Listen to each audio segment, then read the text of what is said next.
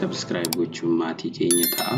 Har'a wantoonni waliin ilaallu jalqaba irratti Oromiyaa Property Management System dha. Oromiyaa Property Management System kana irratti immoo maal laalla detail technically isaa maal fakkaata akkamitti hojjenna kan jedhu user manual isaa san gara viidiyootti jijjiirree tokkoon isaa akka namni hubachuu dandeenyutti hojjennaa jechuudha. Kan amma hojjennu sadarkaa kana irratti tutorialii kana irratti kan sadarkaa naannoorra jiran yookaan biiroolee ilaallaa jechuudha jalqaba dura. Kanaaf super admin systemichaatiin seennee data galmeessina. Super adminidhaan erga seennee booda interface kana fakkaatu arganna. Hundumti keenya interface kana erga argannee booda data kan maal goona hojii hojjennu kun kan ittiin seennee system admin yookaan admin waliigalaati jechuudha. Admin waliigalaa kanaan seennee data keenya kan odeeffannoowwan jiran hundumtuu wal fakkaatu peejiin kun sanaa booda eessa kilik goona maqaa login ittiin goone yookaan username login ittiin goone san yeroo tokko cuqaafna isa kan kilik godha. Na erga kilik goone booda admin areaatti nu fudhata. Admin area kana irratti iddoo hojii hojjennu qofa dhannee hojjenna. Amma maal hojjechuuf deemaa jirra? Asirratti wanti hubatamu data kan yeroo galmeessuu deemnu kana maal hojjechuuf deemaa jirra? Settingii jala buunee user settingii jalqaba dura maal hojjennaa as dhufnee settingii jala buunee maqaa biiroo yookaan organizationii sanii dhaabbaticha san maqaa isaa galmeessina. Kun maqaa biirooti. Fakkeenyaaf biiroon galmeessaa jirru kun biiroo barnoota Oromiyaa jennee galmeessina. Biiroo barnoota Oromiyaa. Isa kana immoo biiroo barnoota Oromiyaa kana qubee sadiin barreessina. BBO. Yes, user applicability kan jedhu kana yes jennee dabarraa. Parent office kan jedhu Oromiyaa finance biiroo goona. Structure kan jedhu immoo as keessaa biiroo isaan maalidha? Sadarkaan isaan irra jiran biiroodha jechuudha. Biiroo filanna as. Structure kan biiroo filannee sanaa booda add jennaan. Data kan add jennaan.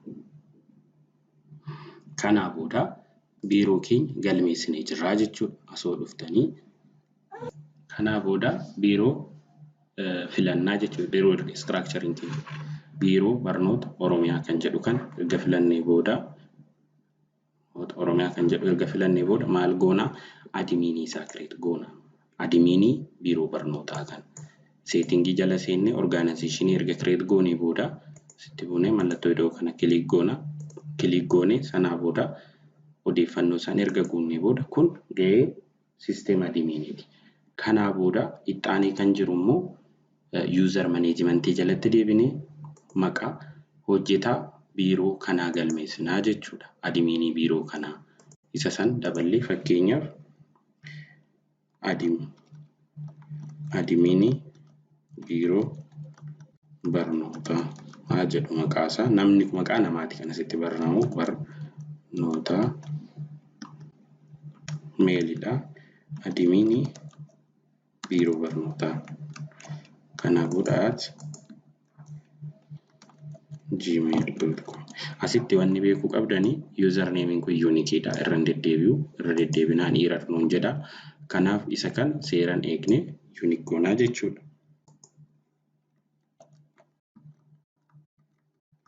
Password isaan guunna sanaa booda isa amma create goone san biiroo barnoota Oromiyaa kan jedhu isa filannee kana hunda isaa kenninaafi jechuudha adminicha. Groupii keessaa hunda isaa filanna sanaa booda ishee peejii dhumaa bira dhannee userii kan on goonaa jechuudha. Isa kan on goona. Kanaa booda biiroon system adminiin hojii isaa fixate. Gara xaanu system adminiin naannoo hojii isaa fixate. Kan system owner godhee jechuudha. Kan itti aanu kan eenyuti? Kan adminii biiroo barnootaati jechuudha. Amma kassee adminii biiroo barnootaatiin seenna. Adminii biiroo barnootaa isa kanaan login goona. Kanaa booda erga isa login goone daataan keenya as dhufnee adminii biiroo barnootaa kan jedhu kanaan seenna. Ammas hojiin hojjennu jalqaba irratti yuuzaroota create goona. User kan jedhu galmeessina.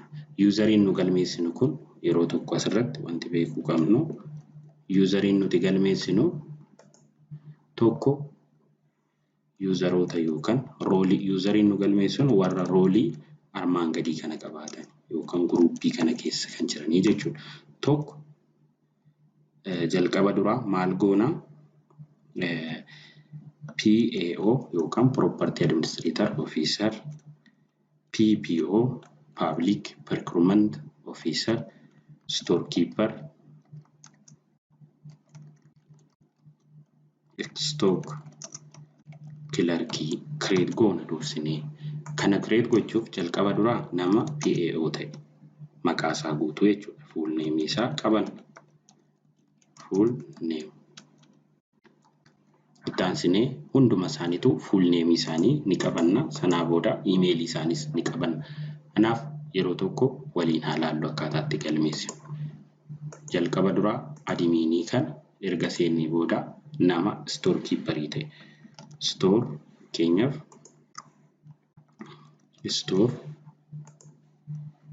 storekeeperiin maqaan nama kanaa Caalaa Badhaasaa Tolaa. Kanaa booda meelidha. Caalaa Badhaasaa Tolaa. Isa kana immoo paaswordii isaa kenninaaf. Paaswordii qubee 8 kan ta'e dijiitii baay'inni isaa dijiitii 8 kan ta'e qubee guddaa tokko special kaaraakterii kana fayyadamna seera isaa. Kanaa booda emailii keenya username keenya @gmail.com jennaanii jechuudha. Kana editing goonu biiroo barnoota Oromiyaa kan jedhu. Kan amma nu galmeessaa jirru Caalaadha waan ta'eef Caalaa Storii jechuudha. Caalaa Tolaa Store. Adda baafachuuf jedheen username Caalaa Store jedha. Caalaa Storii jechuudha username kun. Kanaa booda adding jedhaan. Kanaa booda erga isa galmeessinee kaanee on goona. Haaluma kanaan afran isaaniitu galmeessina. Afran jechuun PAO, PPO, Storekeeper, Store Clerkii jechuudha. Isa finnee walitti deebina. Haaluma kanaan immoo hunda isaanii erga galmeessitanii kan hafe itti fixxu jechuudha. Fakkeenyaaf PPO kan ta'e nama PPO ta'e maqaa isaa guutuu asitti barreessitu.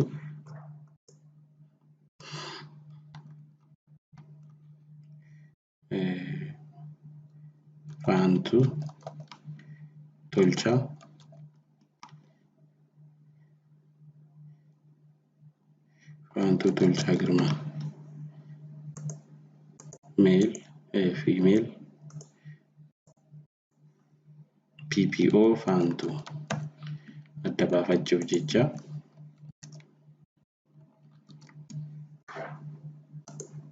kanaa booda emailii isaa sana booda PPO goonee galmeessinaa jechuudha. @gmail.com. Kanaa booda add jennaan.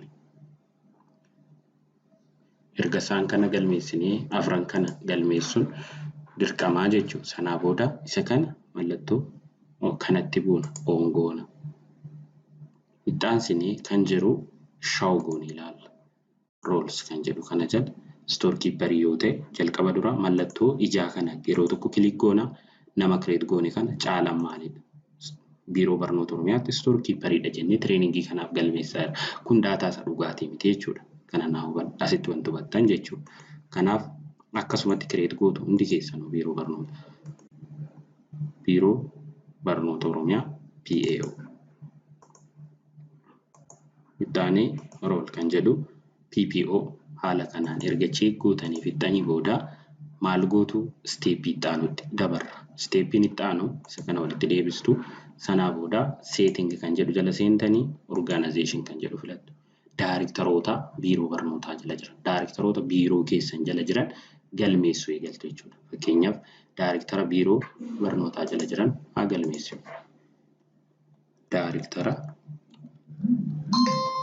Daariktara humna namaa.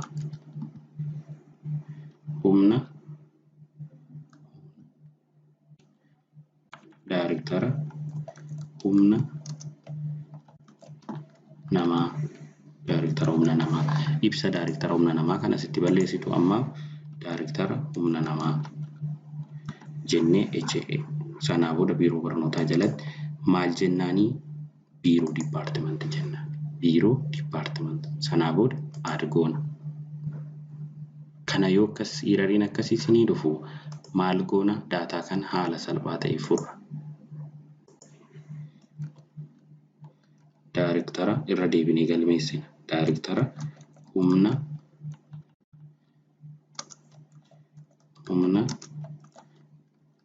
namaa biiroo barnootaa.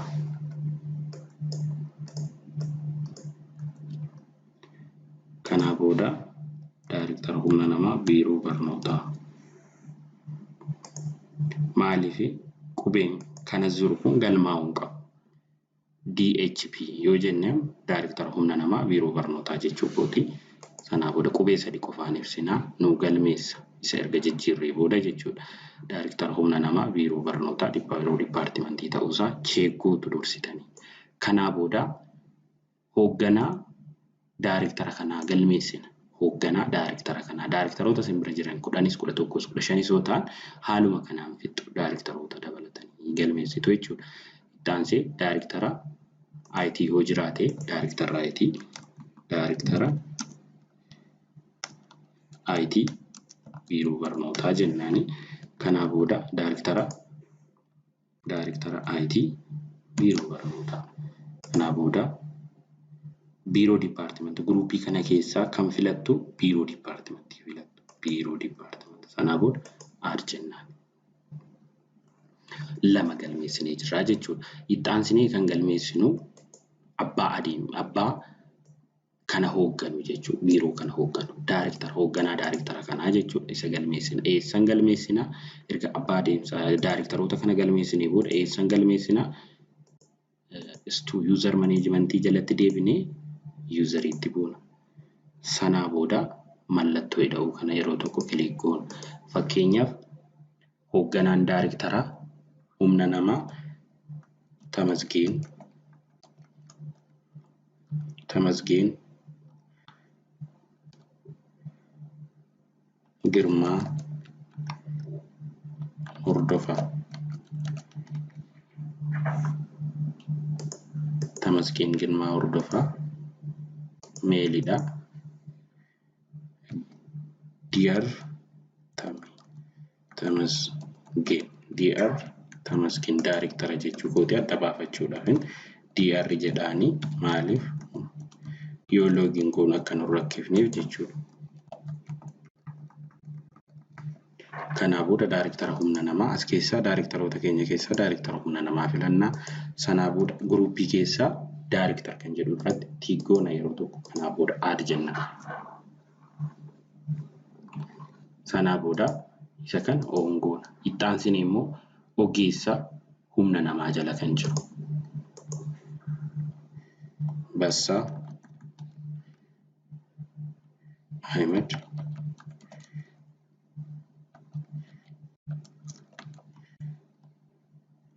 Muhammad. Kanaa booda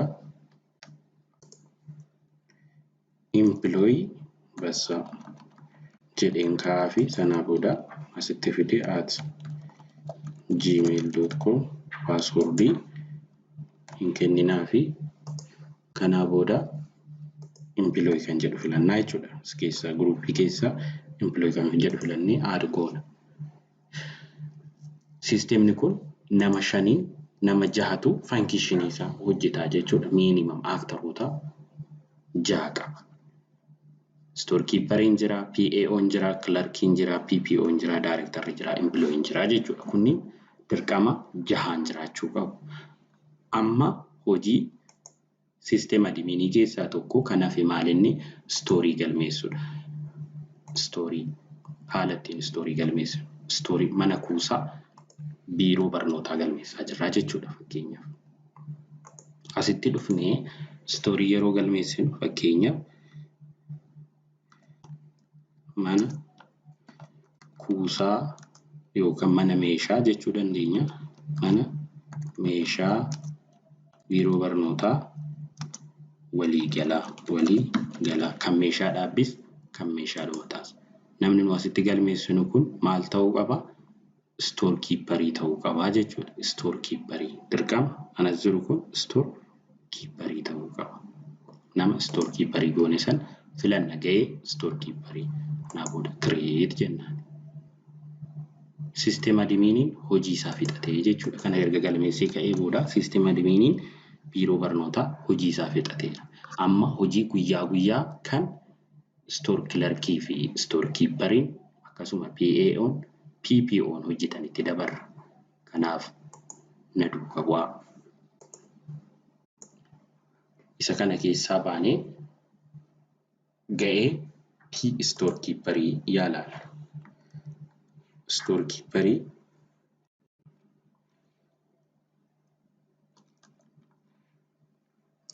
isa kanni nama ka'ee stoor kiipparii argachuuf akkaataa ittiin hojjennu irratti hundoofne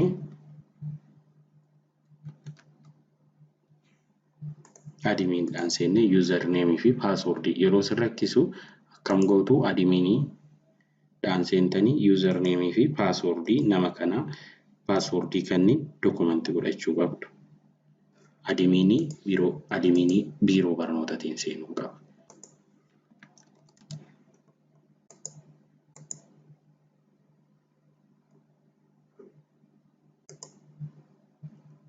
Kanaa booda user management user kan jedhu laallee caalaa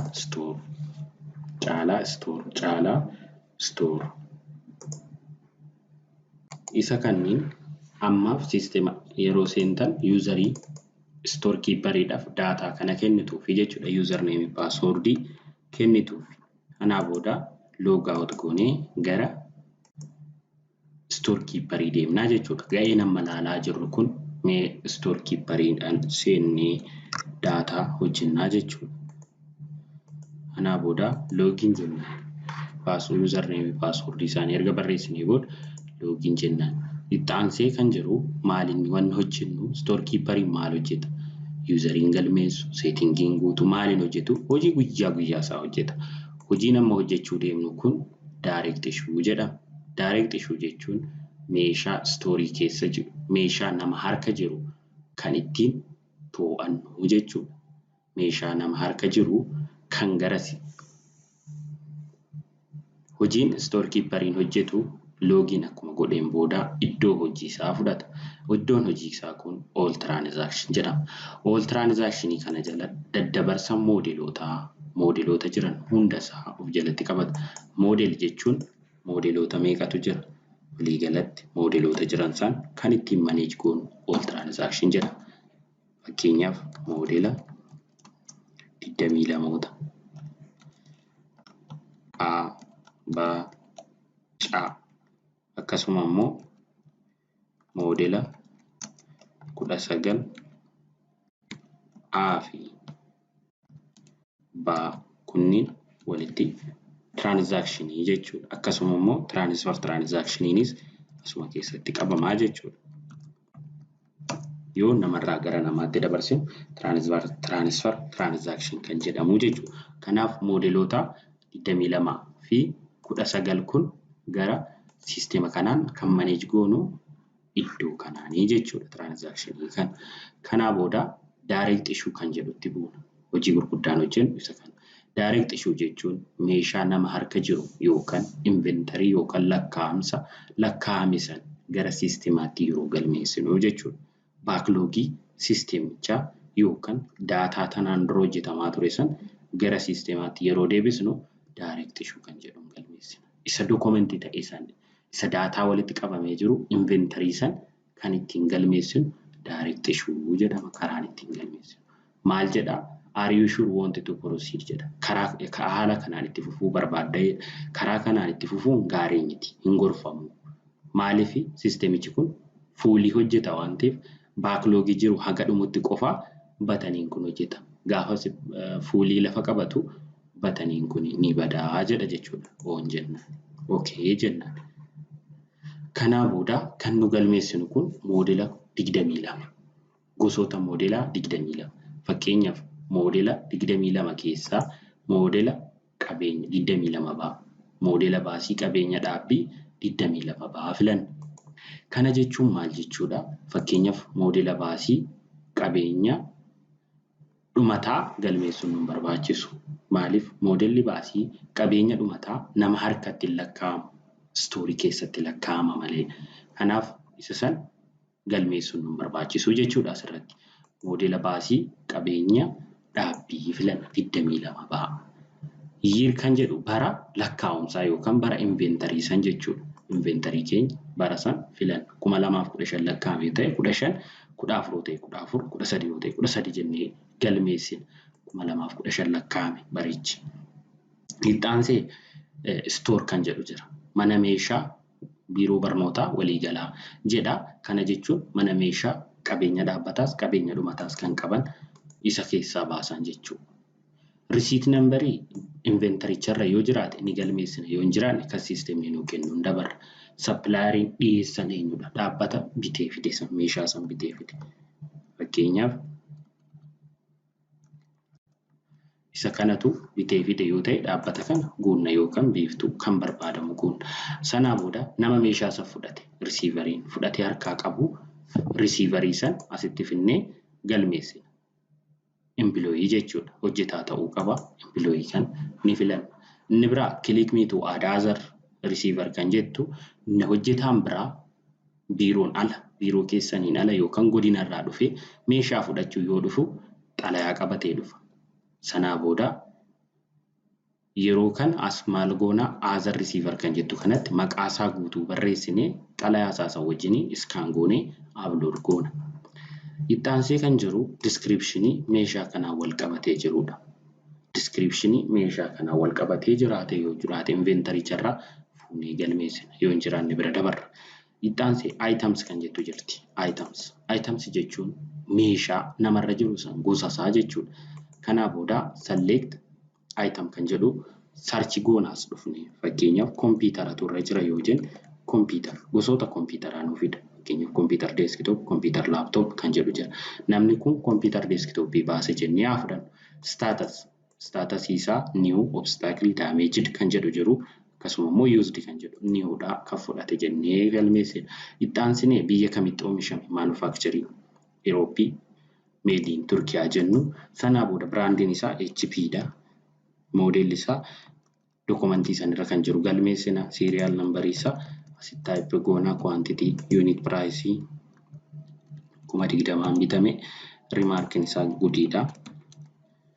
Status kan jedhu budget kan jedhu kan budget kamirraa bitame meeshaan kun capital project donation budget idilee budget walitti qabamaa kan jedhu hedduutu jira. Isaan keessaa tokko filannamaaf project irraa bitame jennee save goona. Data kan erga guuttanii booda batanii save jedhu kanatti guutu yeroo tokko. Sanaa booda gara moodelaatti nu dabarsa. Kan amma galmeessine kun direct issuedhaan galmeessine meeshaa nama harka jiru inventory galmeessine. Kanaa booda asitti dhufnee shawgoon ilaalla detailii.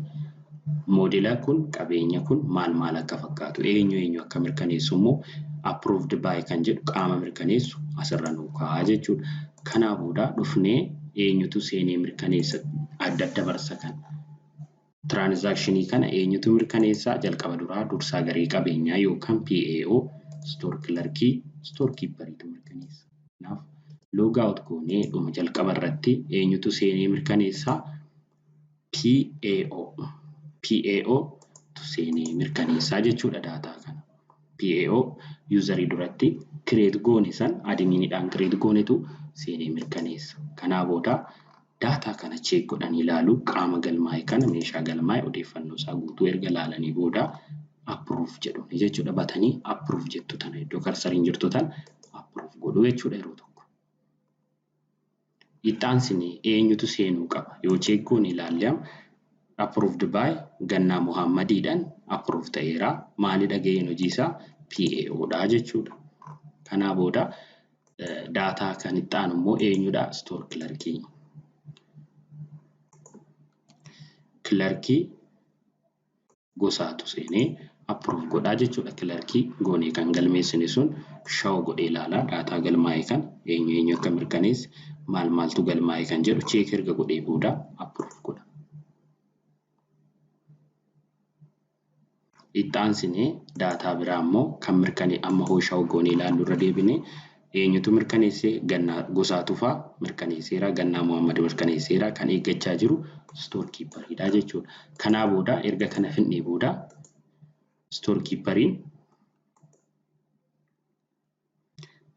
storekeeperiin daaticha seenee galmeessaa jechuudha. Daataa kan nama gaheen isaa storekeeperii ta'e seenaa jechuudha. Caalaa store kan jedhuun login goonee daataa keenya galmeessina. Kanaa booda show goonee ilaalla.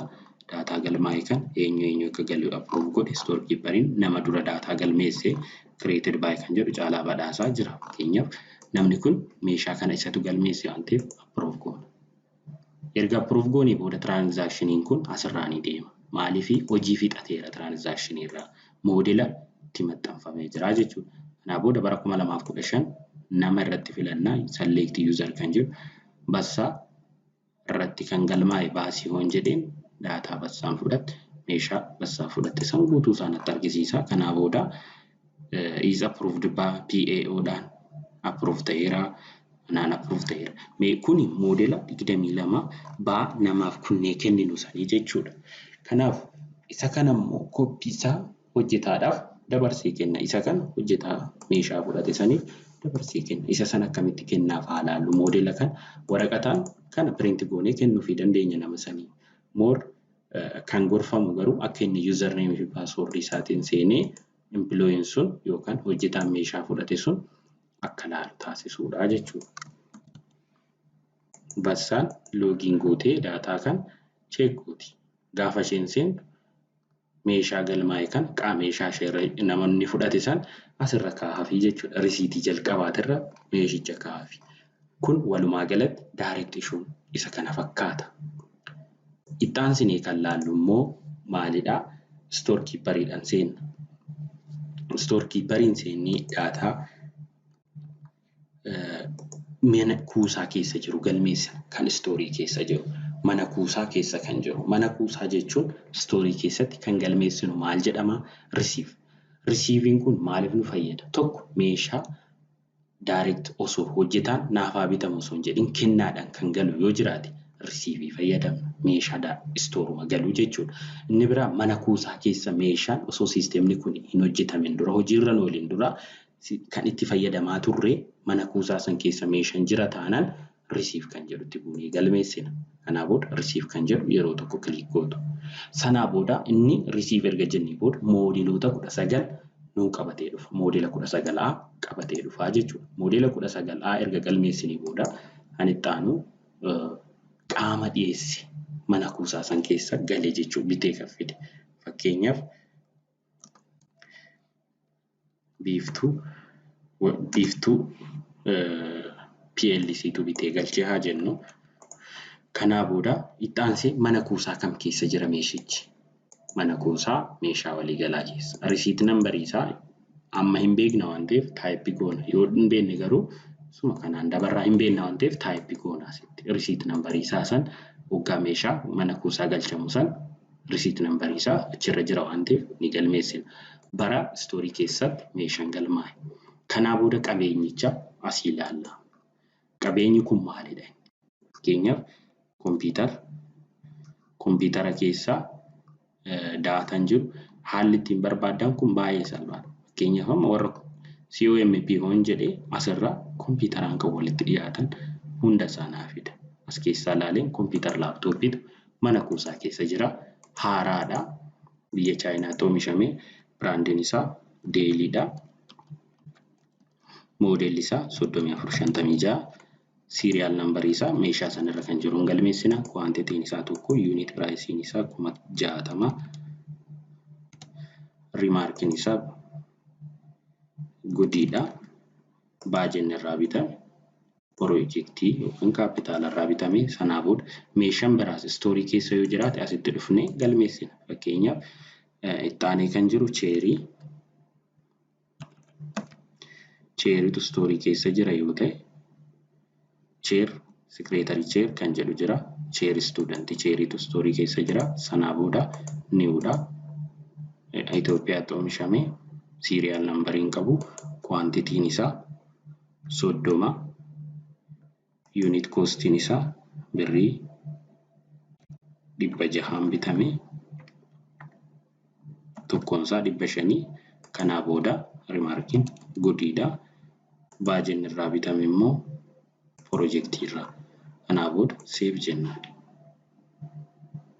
Erga galmeessinee booda shoogoon ilaalla. Meeshaa istoorii keessa jiru galmeessaa yoo ilaaltan odeeffannoo meeshaa 2 galmeessinee. Itti aanee kan jiru akkuma steeppii dura deemne san jalqaba duraa eenyutu mirkaneessuu qaba? Galmi yeroo hundaa tiraanzaakshina appiruuvimentii kana kan mirkaneessu jalqaba duraa eenyudha? PAOdha. PAO stoor kilarkii stoor kiipariidha jechuudha. Kanaaf as dhufnee eenyu seenna? PAO. PAO dhaan seennee loogiin goona. PAO dhaan seennee loogiin goona. Kanaa booda shoogoon ilaalla daataa kana meeshaa galmaa'e. Odeeffannoo meeshaa galmaa'e kana diteelii isaa ilaallee sanaa booda approve jenna. Itti aansinee eenyutu seenaa? Amma shoogoonii gaafa ilaallu daataan kun approve ta'eera. Itti aanee eenyutu mirkaneessaa? Stoor kilarkii. Kilarkii gosaatu mirkaneessaa jechuudha. Kanaa booda shoogoonee daataa kana ni ilaalla. Sanaan booda approve goona. Yeroo barbaadan viidiyoo kana paawuz gochaa ofii keessanii akka barbaadanitti itti fayyadamuu dandeessu. Paawuz gochaa daataa itti fayyadamuu dandeessu. Kanaa booda dhumarra eenyutu galmeessaa? Eenyutu mirkaneessaa? Stoor caalaa stooriitu mirkaneessa. Caalatu mirkaneessaa jechuudha. Stoor kiipariitu gahee stoor kiipariitu tiraanzaakshinicha isa dhumaa mirkaneessaa jechuudha. Kanaa booda approve ta'eera. Meeshichi istoorii keessa galeeraa jechuudha. Amma fakkeenyaaf as dhufnee bara 2015 keessa tiraanzaakshinii moodela galii 19 bakan galmaa'e baasee yoo jenneeni siistemichi isa kana fidaa jechuudha. Kanaa booda qaama meeshaa kana amma mirkanaa'e nu baasa. Itti aansinee isa galmaa'e kana immoo istoorii keessatti akkamitti arganna? Meeshaa galmaa'e kana. Meeshaa galmaa'e kana istoorii keessatti akkamitti arganna? Amma meeshaa 2 galmeessine isaan lamaan san argachuu qabna. Tiraanzaakshinii tokko meeshaa 2 galmeessine. Yoo ilaaltan biiroo barnoota Oromiyaati. Neem cheer istuudantii cheeriidha. Nambariidhaan safaramaa. Baarkoodii barbaada. Kwaantitiin meeqatu jira? 30tu jira. Kan bahe hin jiru. Inni biraa laaptooppiin tokkotu jira. Tokkumatu istoorii keessa jira jechuudha. Kanaa booda daataa keenya piin kaardii ilaaluu barbaadda yoo ta'e haala kanaan ilaaltu. Piin kaardiin meeshaa kanaa qabeenya galmaa'e kana moodela galii 19dhaan galee kanaa booda daataa kan wal qabatee jiru nutti argisiisaa jechuudha. Kanaaf daataawwan jiran tokkoon tokkoonsaa haala kanaan argachaa deemnaa jechuudha. Daataawwan jiran. Isa xaanee jiru immoo maal goonaa? Daataa kan meeshaa galmaa'ee istoorii keessa jiru kan cheek goonaa jechuudha dursa. Amma meeshaa nama harka jiru immoo akkamitti maneej goona? Kun meeshaa istoorii keessa jiru haala ittiin arguu dandeenyudha jechuudha kan asirra jiru. Inni xaanee jiru immoo steeppii lammaffaa irratti kan waliin ilaallu meeshaa istoorii keessa jiru meeshaa nama harka jiru akkamitti maneej goona? Meeshaa nama harka jiru akkamitti maneej goona? Kana jechuun odeeffannoo meeshaa nama sanii akkamitti maneej goonaa jechuudha.